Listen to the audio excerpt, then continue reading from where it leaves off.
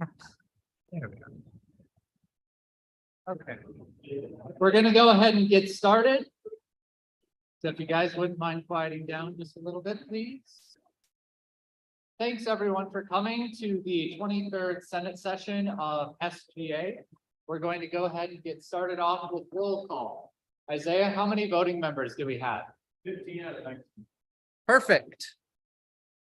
We are good to go then. So for the agenda today, we have 3 major items.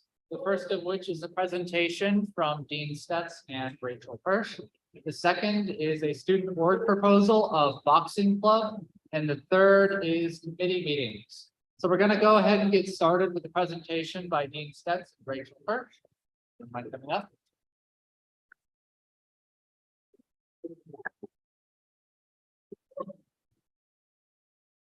I probably can't move around that much, but I feel better like this. So thank you for having me. How's everything? How is everyone doing?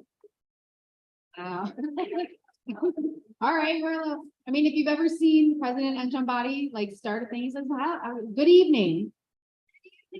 Right, and a little more energy, you gotta pump it up, right?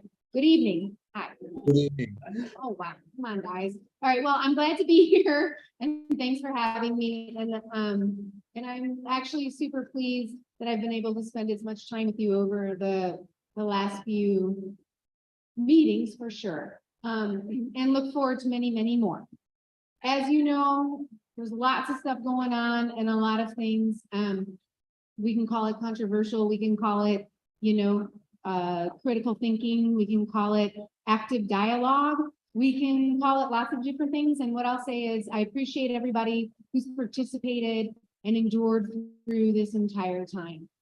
What I really wanted to address and as you guys know, as SGA members and Senate members is, the university, we and you represent the university. And we do care about diversity, right? You guys created a diversity DEI position for next year. So that tells me that you value diversity, equity, and inclusion. And if I'm wrong, I really hope I'm not wrong.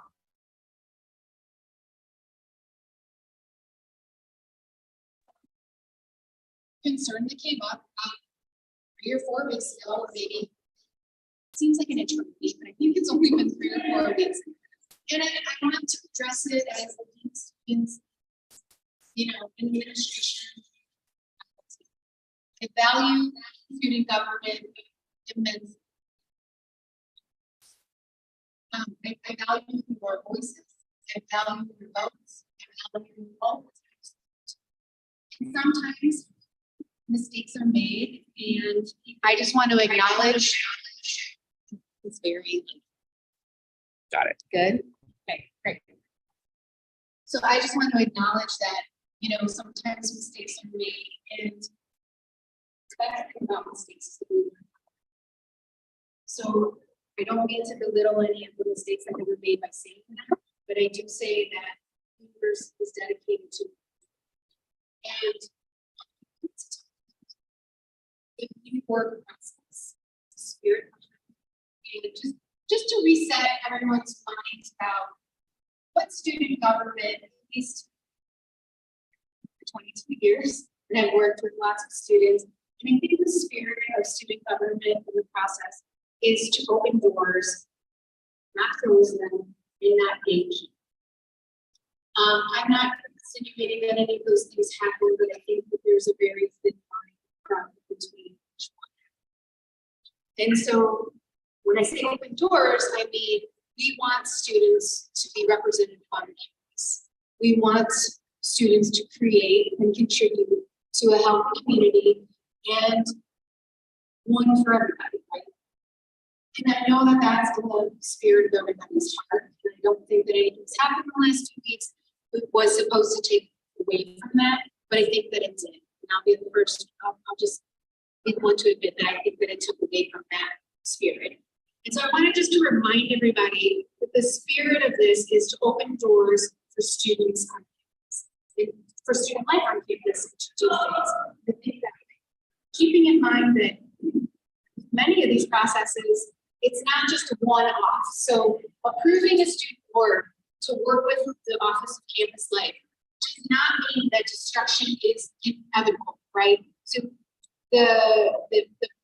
so your role is really to be critical, to work together, to ask your questions, to think about the future, but it's not to decide that whatever organization stands for in your mind, it's end all be all. Things you guys ask questions about is what's your budget? How many people do you have who are interested? What's your constitution looking like? And any other questions that you might think are pertinent, but maybe those questions aren't necessarily always relevant, just fair, so we can be curious. So I'm going to say that the process in which 85 was voted or not voted and all the things, I don't think it was right. I think that there were certain things that were said that led others to believe that the criteria, and I was in the meeting, remember? Probably remember, where it said the criteria is not about where the money goes. The criteria is not about personal beliefs. The criteria is how many members do you have interested? You have 7? Awesome. Check the box. What's your constitution look like? Pretty cool. You're gonna work with UCL on that, right?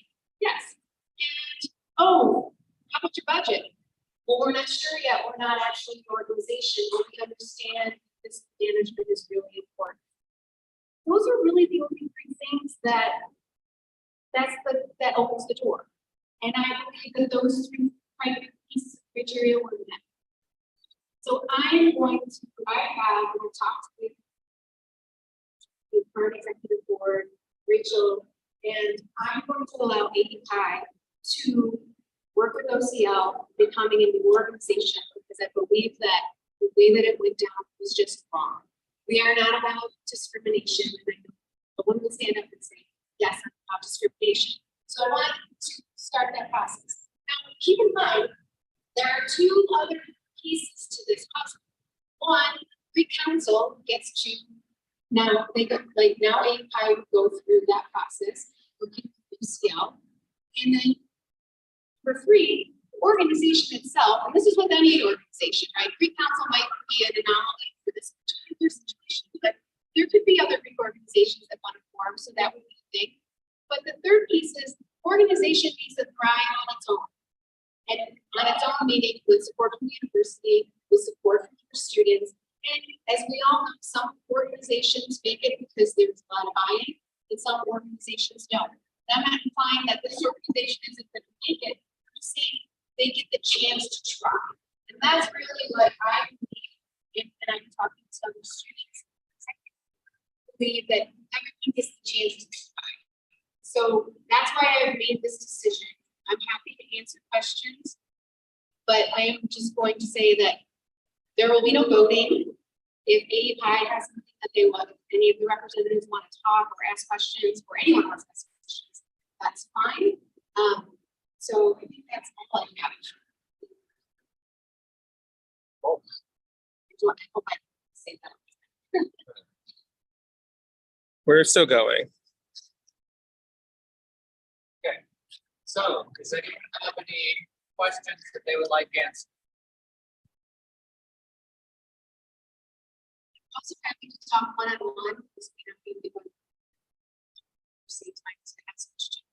And so if you do have any, I'm happy to be one-on-one to discuss. Any sense?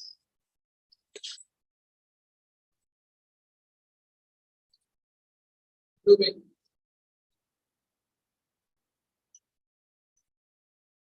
Meeting a station post in policy.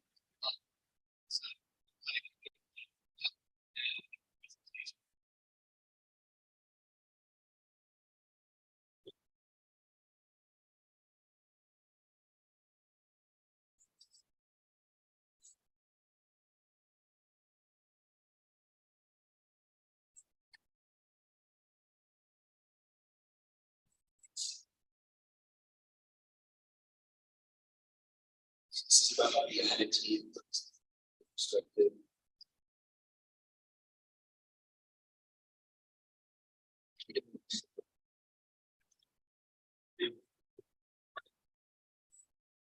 So,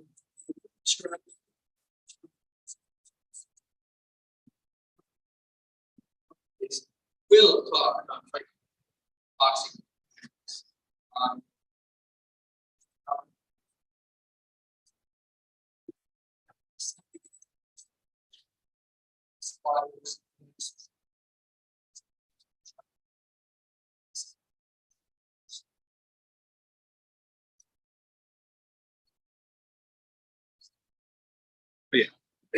Just an interrupting question. Can you all introduce yourselves so we know who you are? Yeah. I'm Eli. And so we've done really good boxing course.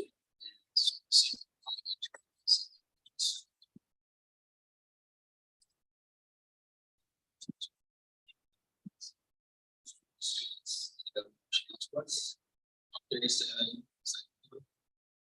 is actually over 1% for its students. So we did push recruiting.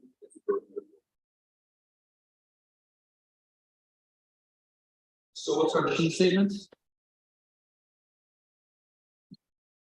So we want to be a safe, inclusive organization that connects, educates, and provides a safe space for individuals of all walks of life to enjoy the sport of boxing. So what's our purpose and our goals? I think it's pretty well established in our mission statement, but peripherally and primarily, our goals are we want to connect boxing enthusiasts, whatever that may look like, among the campus. We want to offer training, right? A safe space where people can learn how to box safely. We want to explore the sport. You know, there's a lot to it that just you can't really get being all alone. And we want to provide an opportunity for students to build on those skills and learn how to use them responsibly. Ultimately, our goals, we want to become a hub for IIT's boxing community. As I said before, improve skills, foster a passion for the sport, and makes boxing safe and accessible. All of these are available on the presentation. So the benefit of boxing to students, the benefit of our club, we would provide a safe environment to box.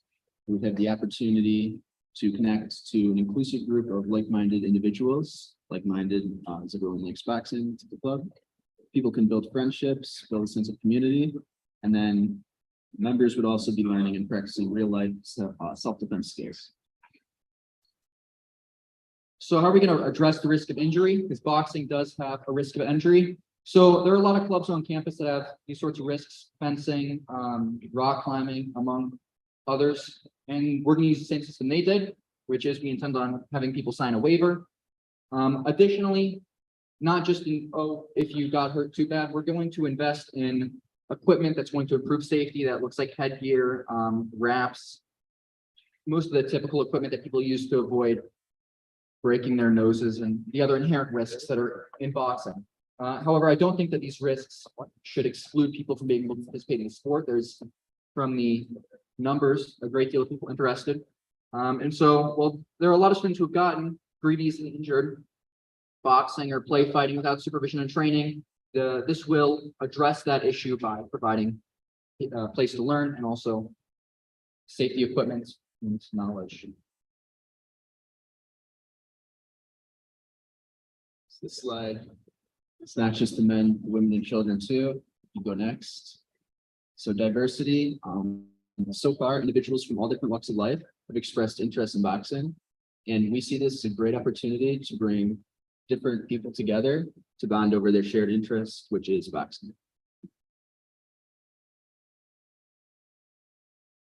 So our executive structure, it's a co-president system. These are two presidents. The main idea behind this was to avoid any sort of one-minded approach to boxing. As we've said, there are a lot of different people with different interests in the sport from different backgrounds. We want to ensure that it's not going to just become one's man journey to how one should box. That being said, co-president system brings along benefits as listed above, balance of power, diverse perspective and opinions, as we just mentioned, the decision-making that comes from having to go to another person, say, this is my idea, instead of just setting it in stone. And it also ensures that if one member anything happens to them, they leave the school, any situation, there's still leadership. And there's always gonna be somebody listening to the community, having two presidents and an advocate for the people. So our advisor is Kia Ong. He's advised several startup organizations at IIT, so he's kind of an expert in the process. He's also a boxing enthusiast. So there's a need for a boxing club on IIT's campus. Let's make it happen.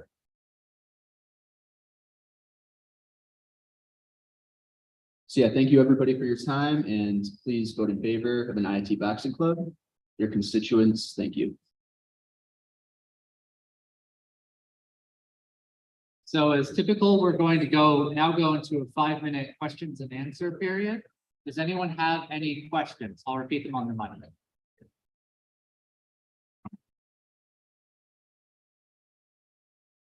Online? Okay. Go ahead.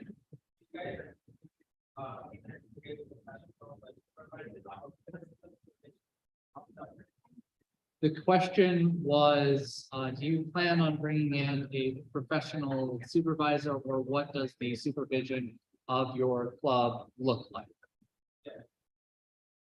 So for the first semester, hopefully this semester, we're not actually holding any events. We're just using that money to start the club. However, when we do hold events, which we think might be a bi-week, like twice a week or every other week, some sort of system, we do intend on bringing in experts, people who understand what they're doing. That way, we do reduce that risk of injury, and that way people are getting what they want at a boxing club, which among other things is to learn how to box, not, hit a bag cluelessly. Are there any other questions?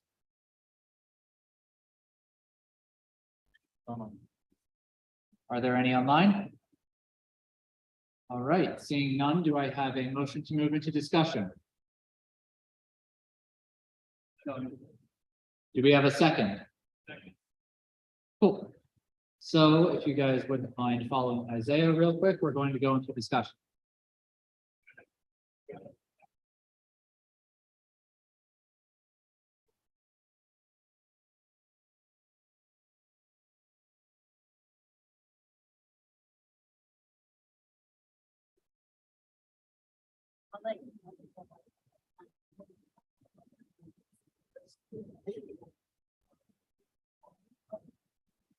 All right, does anyone have any comments or concerns that they would like to air about boxing club at IIT?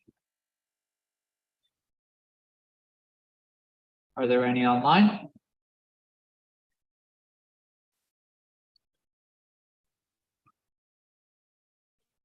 All right, seeing none, do I have a motion to move the previous question? Do I have a second?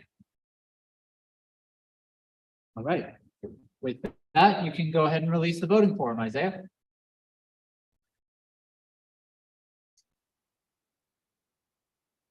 So, moving right along, we're going to go into our committee meeting. So we're going to break into the various VPs that we have for SGA, and then each one is going to have their own individual meeting. We're going to go for about 35 minutes, I'd say. Does 35 minutes work for all the VPs? Jacob? Okay. Unless there's any objections, we can just do 20 minutes for the committee meetings. Yes. Yes, you can. Okay. So all the VPs, if you wouldn't mind breaking into individual groups, I'll keep the presentation up just temporarily, but I'll turn off the audio system. Yeah. Engagement is going to be virtual, if I'm thinking correct, right? Yeah. Cool.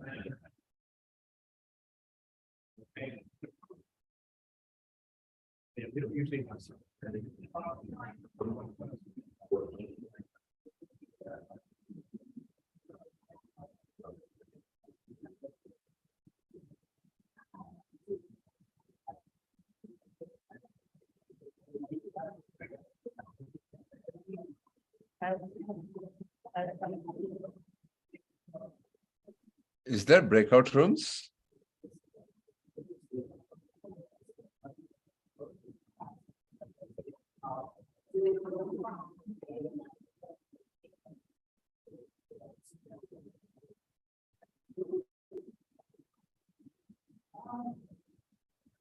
Yeah.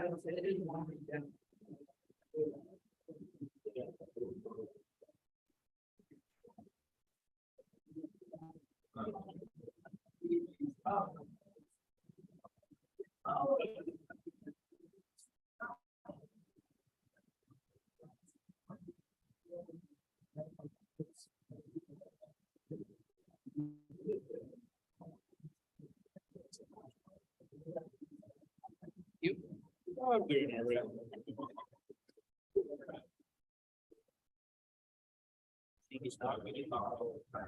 Yes.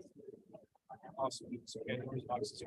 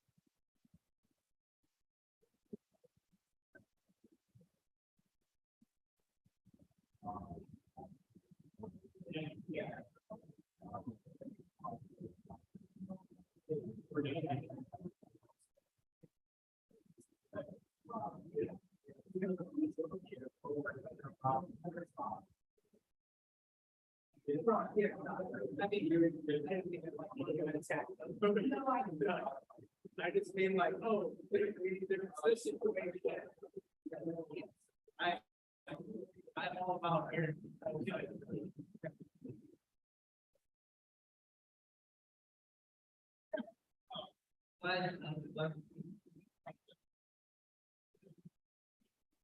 way.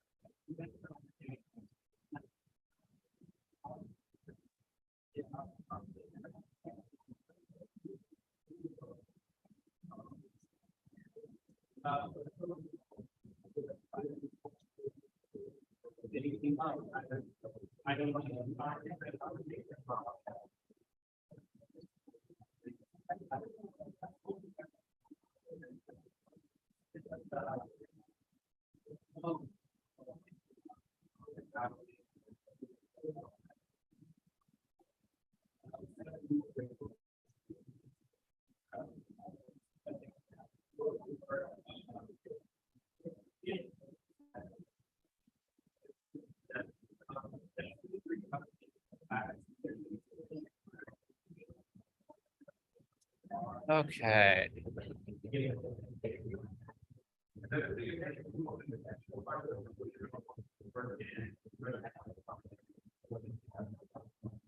Okay. I know that we're ending a little bit early in comparison to the time that I stated, but I talked to the VPs and they were already done. So we're going to quickly move from the committee meetings into the executive reports. So to start that off, Naeem, I'm not the executive assistant anymore. That wasn't you. Great. Anyways, moving on. Naeem, if you wouldn't mind coming up.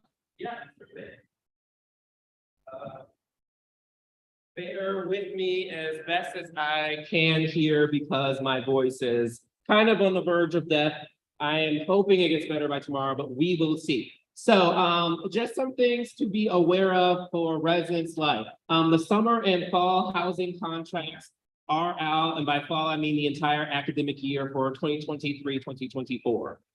So if you have not already, you can apply, fill out the housing contract to be housed either this summer, this fall and spring, or for both terms, if you would like. The pricing is currently online as well. I am reaching out. I did get some notices about errors regarding the pricing on the website. So I'm reaching out to ORL to try and clarify that. Also currently for the summer term, there are just some number issues. For those who aren't aware, there are summer terms. I think B is the first half of the summer and D is the second half of the summer. A is like something in between, but then C is both B and D, something like that. I'm not exactly sure if the letters are right, but it costs more than B plus D to stay in the dorm for term C, which does not really make, I'm sorry, I know I'm just bringing letters around, but that doesn't quite make sense. So it's more expensive to house for the entire summer than if I wanted to house for the first half and the second half, which is a little bit weird. So I'm trying to figure out why that is, but yeah, working with them on that. The housing deposit, this has been the big thing. So for those who are not aware, about a little while ago, about 2 or 3 weeks ago, we got notice with the release of the fall contract that the housing deposit that was previously $300 had increased to $600. We have still not yet gotten a formal reason as for why the number is $600. And I would say that's probably the most irksome thing of this entire situation is if you don't know why the number just doubled, it just seemed to go up. However, the only silver lining we have is getting it waived. And I have told anyone who's asked me, and I will make sure I send an email regarding this, if you need the housing deposit fee waived, which also another note, the housing deposit does go towards your overall housing costs. So it is not $600 that goes into the stratosphere. It actually does apply to your fall bill. However, not a lot of people have $600 to drop right now, and there's just an unexpected increase in price. I was expecting a $300. So for anyone who is facing hardship in that regard, email housing. Sorry. Oh my gosh, voice is going. Email housing at iit.edu immediately to request a waiver for the housing deposit. That's currently the only way to get the housing deposit removed. I was reassured by Emily from the ORL that most everyone who has requested a waiving of the fee has gotten it waived. Currently, they're working to go through a formal process with financial aid of reviewing need and whatnot, but I don't believe right now that they're in communication with financial aid yet, so they've just kind of been green lighting everyone's waiver. So certainly get that in as soon as possible if you need the housing fee waived. Next up is an event that's taking place 3 days next week, starting tax day, which is next Tuesday, which is the final countdown hosted by RHA and Sigma Phi Epsilon. So the final countdown, just so everyone is aware, is about an hour-long session each day during the lunch hour in Wishnick Hall 113, specifically for finals preparation. So we're going to go over everything from calendaring to timeline to study tips to time management to everything and anything you might need to make the most out of those precious couple weeks you have before finals. So it is very flexible. You can attend either Tuesday or Wednesday or Thursday, and lunch is provided any day you decide to attend. So please come to the final countdown. Advertising material is just a little bit delayed. I'm going to make sure it is up by tomorrow. But I will be hosting it personally myself, taking questions and walking through everything. So if you are a little bit shaky about how to make the best out of your finals time, specifically, if you want to just know some tips or anything of that nature, get any resources, please come to the event. We are hosting it 3 days to make sure everyone can attend regardless of their availability. Please make an effort. Once again, free food. Housing selection timeline.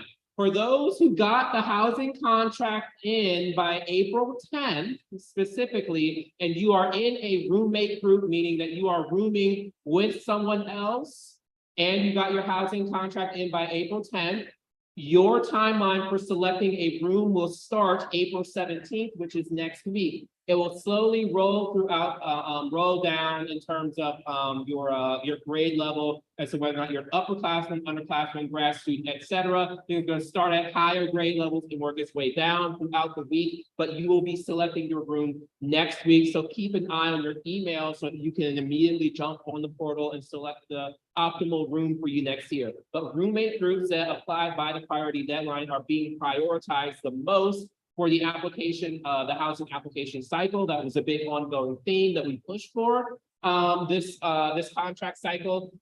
If you A, did not apply by the deadline, or B, are on your own or are not in a roommate group, you will then be filling out, you will then be selecting your room the following week, starting the week of the 24th. In which in that case, there will be a rolling basis of when your room selection window will open and you'll be able to select the room then. And obviously, if you select a room later on, the room selection will just open later on. I know there's going to be a cutoff date where you won't be able to select your room and you'll just get placed wherever at some point. And also there are cancellation dates. You can check the housing contract for that regarding, all of that stuff. There are penalties for canceling after a certain date. Sometime in May or June, I can't remember when it is, but just keep be mindful of that. As for summer housing, that's a completely different timeline. I'm not 100% sure what that looks like. I believe if you just fill out the summer housing contract, you'll just kind of be placed in a room based on your preferences, and you'll be able to, I believe you'll also be able to roommate group with someone as well, but that's a different timeline that has not been released to me as of yet. Lastly, we have gender inclusive housing updates. So specifically, gender inclusive housing is moving up for one, regarding the contract, gender inclusive housing has a lot more questions associated with it. There are a lot more questions to ensure that those who want to be in gender inclusive housing are in gender inclusive housing, and those who do not fit with that community or do not want to be in gender inclusive housing are not in gender inclusive housing. We have a big emphasis on providing more questions so that, the matching could be done properly. We had some unsafe situations for students these past 2 semesters regarding roommate and roommate pairing, specifically with gender inclusive housing. There are more questions, so please answer the contract to the best of your ability and provide preferences, that align with what your preferences are to ensure proper placement. Gender inclusive housing, specifically in Kasich Hall for the underclassmen, will be shifting up by a floor. So instead of floors 2 and 3, I believe it'll be floors 3 and 4. Specifically, the tour floor is on Kasich's second, if I'm not mistaken. Due to conflicts we've had with there being a lack of communication regarding when tours are occurring in that community, and there being just a lot of invasion of privacy, the tour floor is going to stay where it is because the room has been set up already, and gender inclusive housing is just simply going to shift up. We're working with the ORL to try to provide better updates to residents, especially those who will still be on Kasich's second, to let them know when those tours are happening, because of course it is a community, and we've had some tours where prospective students may have to go tinkle or so, or whatever that looks like, and that could be a bit invasive. So we obviously don't want that if we can have it without any sort of prior notification. Lastly, emails that are to be sent. We're going to send an email regarding the final countdown event that's happening next week, all next week. So once again, please make sure to try and attend that, as well as the waiving process. I was told by the ORL that they will be sending an email regarding the housing fee. However, that has yet to materialize. So we're just going to simply send that email instead and notify students that to get it waived, you need to email housing@iit.edu, and you will be able to proceed with your application. And outside of that, I think that should be it. I'm not gonna inundate everyone with emails, because of course we're getting close to finals now, so we want to be mindful of that. Are there any questions regarding residence life right now? We also have many other issues on the docket, that are in progress as well. I will probably discuss this more in detail at tomorrow's RHA meeting. Which also, just as a note, we have an RHA meeting tomorrow night at 9:15 virtually, as always, and the notification will be going out for that, as well for all residents. Any questions? Okay, that was lengthy, but I wanted to make sure I was, thank you. You're fine. Fine.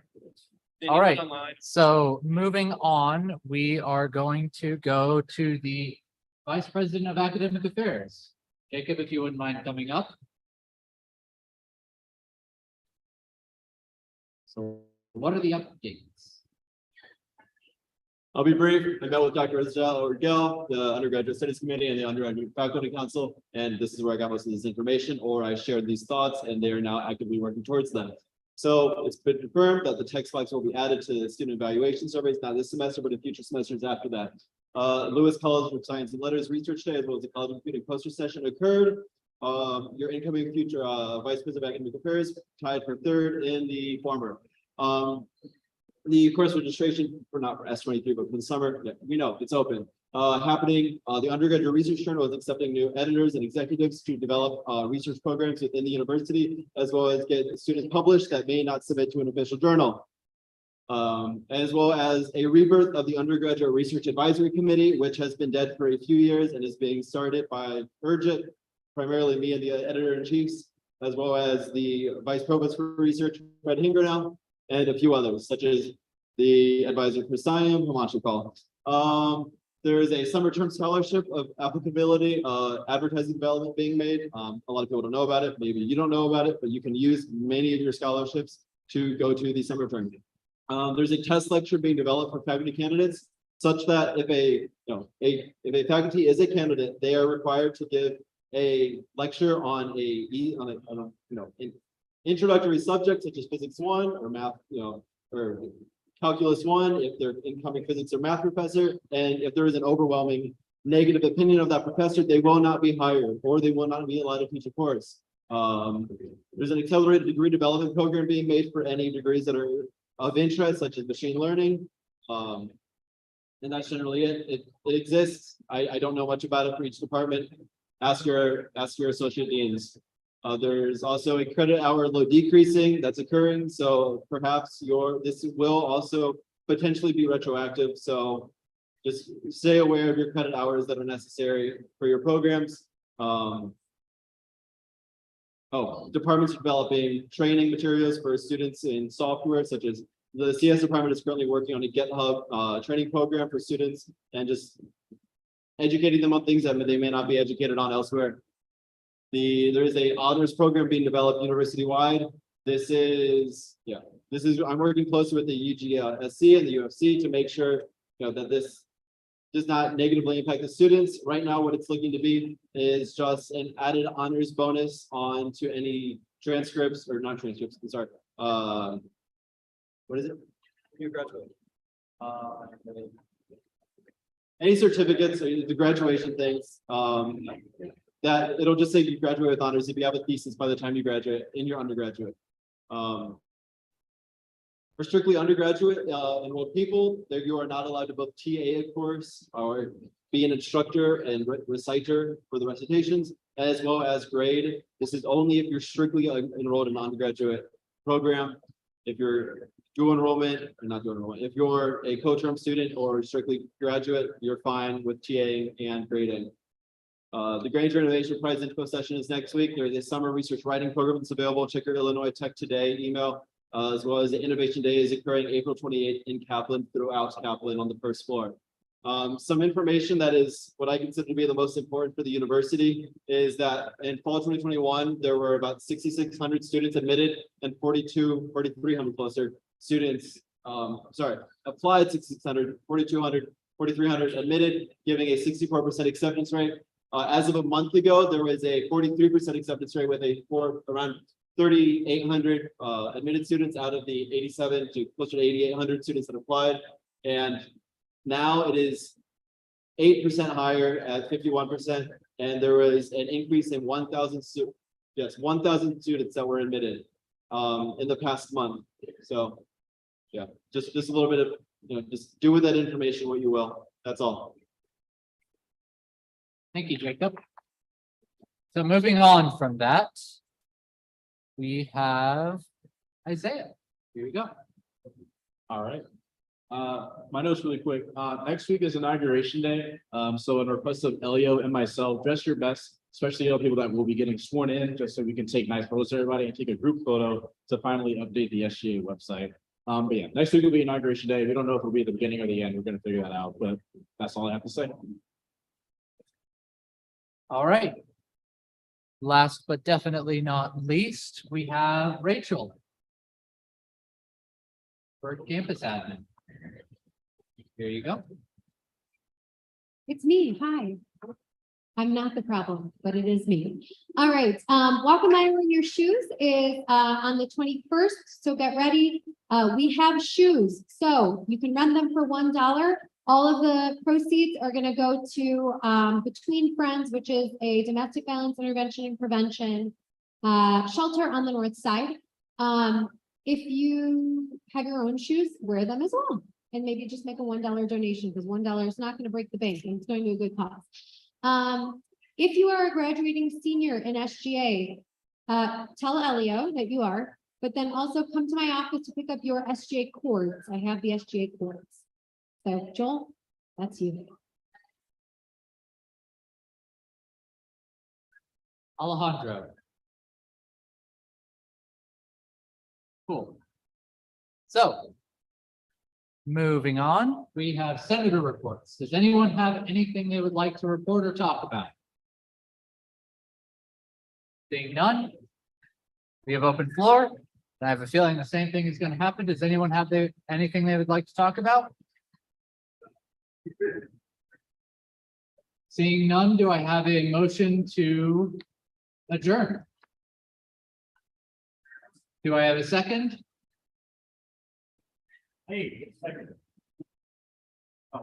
Do I have a second to adjourn? Cool. With that, we're over with. Thanks, guys, for attending tonight.